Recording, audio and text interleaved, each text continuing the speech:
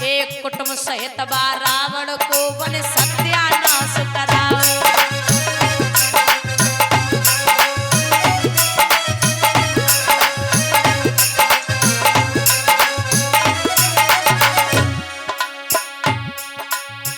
तीसरे मामा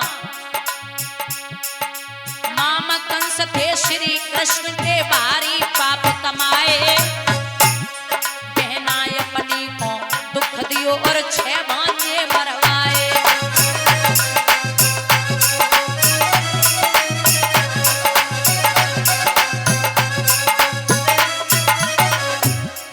चौथे मामा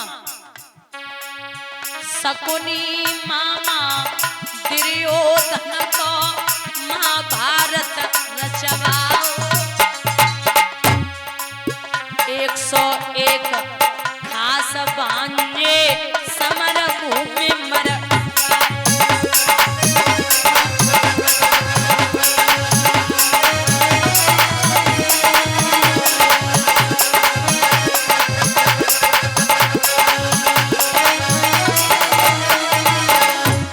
पांचवें मामा भैया माधव मामा भगवान कन्हैया किसके मामा? अभिमन्यु के जने चक्राव्यूह रचवाओ। भगवान कन्हैया अगर चाहते तो अभिमन्यु नहीं मरता।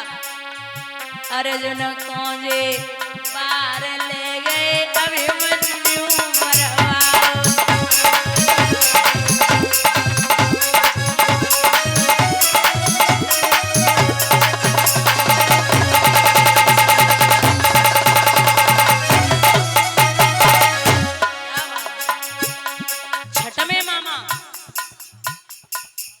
कछु कटवाए दे कछु मरवाए दे कछु करवाए दे घायल।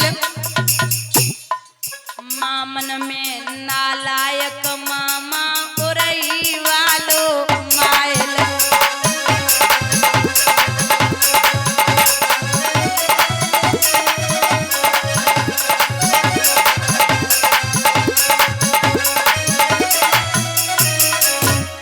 तो है गए रामायण गीता महाभारत के मामा। अब आज के मामा सुनो। बिटिया वालो दान दे तुए जाकी जितनी सामा। बीच में आए के टांग अड़ाए दे खास लली को मामा।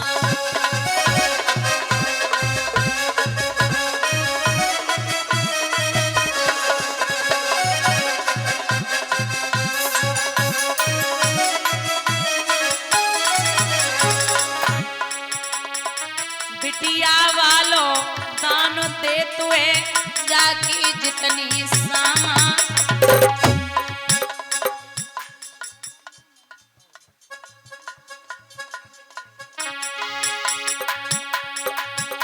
ए बीच में आए के टांग अड़ाए दे खास लली को मामा।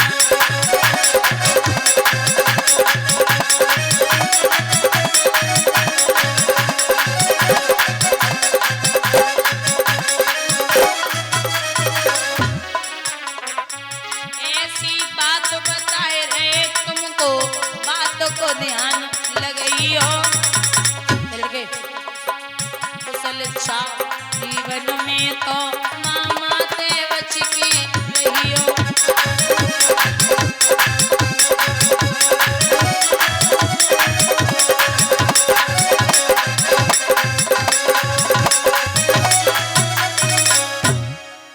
और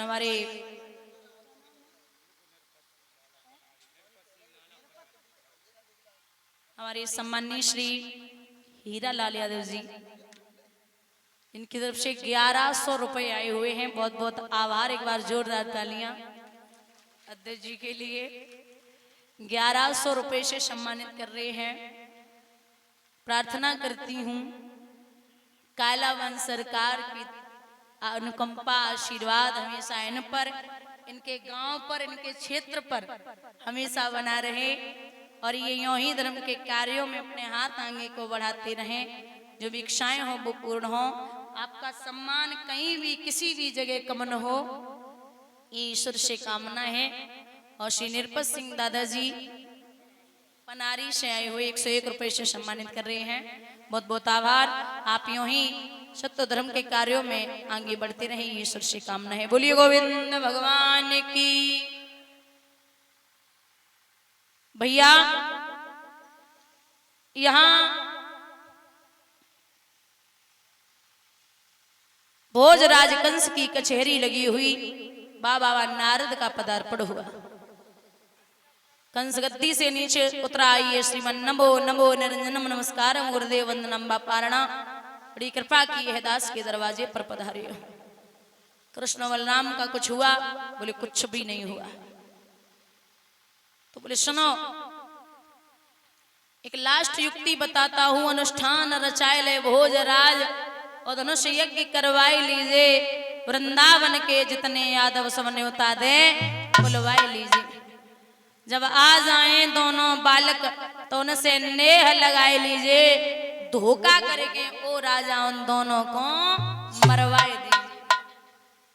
पत्र लिख, उसमें लिखना कि हे बाबा नंद, आप हमारे यहाँ निमंत्रण पाने के लिए आए, धनुष यज्ञ है, उसमें आप बच्चों समेत मौजूद रहें। अक्रूर जी को पत्र दिया। वो अक्रूर जी चिट्ठी को लेके जब चले तो बड़े व्याकुल है और कह रहे हैं, और कंस तू कब सुधरेगा? क्योंकि 2 वर्ष रहे भगवान गोकुल में, 5 वर्ष वृंदावन में, फिर नंद गांव बसाया था। अक्रूर जी जब पहुंचे तो मैया ने आता हुआ अक्रूर जी को देखा, स्वागत किया। सबसे पहले अक्रूर जी की भेंट भगवान से भई है। भगवान ने एक बात कही कि चाचा आप कंस के यहाँ कैसे रहते हो? तो अक्रूर जी बोले, ऐसे रहता हूं जैसे 3200 दांतों के अंदर जिह्वा निवास करती है।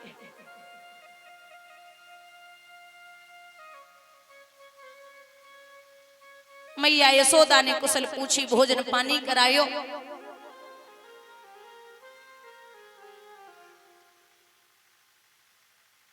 किसी ग्वाल को खबर लगी है, शाम को सब भोजन पानी चल रहा था, सब बातें कर रहे थे। सायंकाल की बेला काऊ ग्वाल के कान में पड़ गई कि अक्रूर जी कृष्ण को लेने के लिए आए। तो भगवान के दरवाजे पर गोपियां पहुंची। जाए के जब गोपियन को देखो है तो शिशकियों की रोने की आवाज अंदर तक गई। मैया यशोदा बोली, पता नहीं कौन है बाहर, कोई परेशान लग रहा है। भगवान चलते ही चले गए। बोले क्या हुआ, क्यों परेशान हो? सो मैया यशोदा को देख के गोपियों की और किलकारी छूट गई। क्यों रो रही हो? मैया शायद तो को पता ना है कि तेरो लाला ब्रज छोड़ के जा रहे हो। मैया बोली कैसी बातें कर रही हो? हमारो लाला ब्रज छोड़ के जावे, ऐसो ना है सकतो। वो मेरा बेटा है, मुझे जरूर बताएगा। बोले मां झूठ नहीं बोलती, पूछ ले कृष्ण को। तो भगवान से मैया पूछ रही, लाला सच सच बोलना, मथुरा जा रहा है क्या? भगवान बोले हाँ मैया, अब तो सो का छिपाने जाए तो रहे, लेकिन आज जा रहे मैया, परसों तक लौट आऊंगा।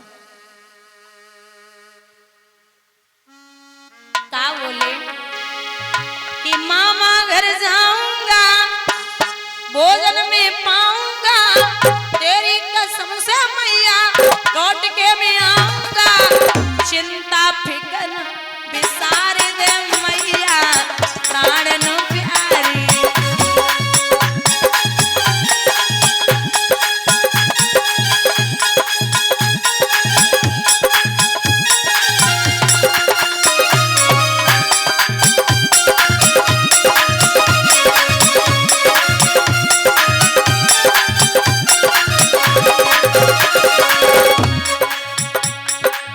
बहुत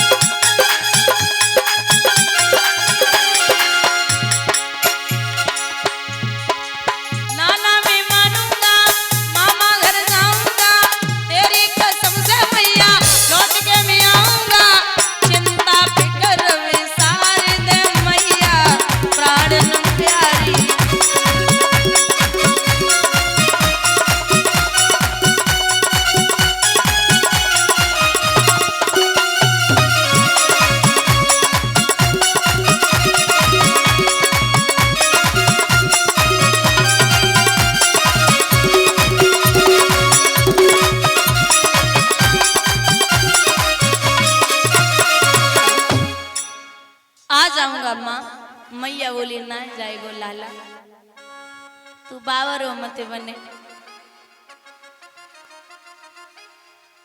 मुझे पता है अगर चला गया तो लौट के नहीं आएगा। बेहोश है गई मैया, लाला को समझा रही पूत मत जावे। सो गोपियां बोली तो को ना पता मैया कृष्ण काय को जा रहे हैं, काय को माँ हमें पता है वहां ज्ञानवान धानी पंडित अनेक रहे, यहाँ गोप ग्वाल और गोपियां गंवारी हैं, यहाँ